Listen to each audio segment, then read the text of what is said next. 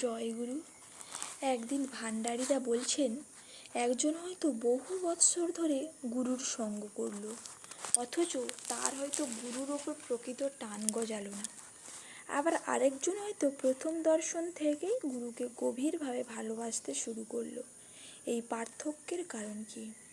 শ্রী শ্রী ঠাকুর বলছেন, আমরা যখন সেলফিশ মোটিভ অর্থাৎ স্বার্থপর উদ্দেশ্য নিয়ে গুরুর কাছে যাই, তখন ওই সেলফিশ মোটিভই তাকে ভালোবাসার অন্তরায় হয়ে দাঁড়ায়।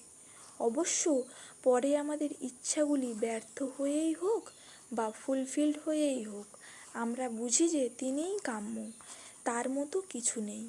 তাকে যখন সবচাইতে আপন ও সবচাইতে প্রিয় বলে মনে হয়, তখন তাকে ভালো না বেসে পারা যায় না। যারা একটু বুদ্ধিমান, যারা একটু চিন্তাশীল, তারা বরাবরই অকিঞ্চিৎকর কামনা নিয়ে খুশি থাকতে পারে না। মনে করো, তাকে বাদ দিয়ে ওই সব আজে বাজে জিনিসের পিছনে ছুটে আমার লাভ কি? আর প্রবৃত্তি চাহিদা এমনই বেয়াড়া জিনিস যে তা কখনো নিবৃত্ত হবার নয়। একটার পর একটা পেয়ে বসে, ও পথে শান্তি নেই। শান্তির পথ হলো তার খুশির জন্য নিজের সব খেয়াল বিসর্জন দেয়া।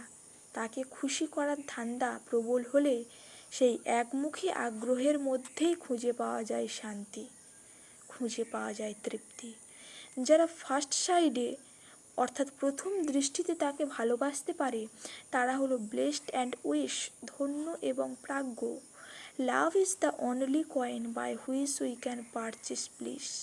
ভালোবাসাই হলো একমাত্র মুদ্রা যা দিয়ে আমরা শান্তি ক্রয় করতে পারি। জয় গুরু।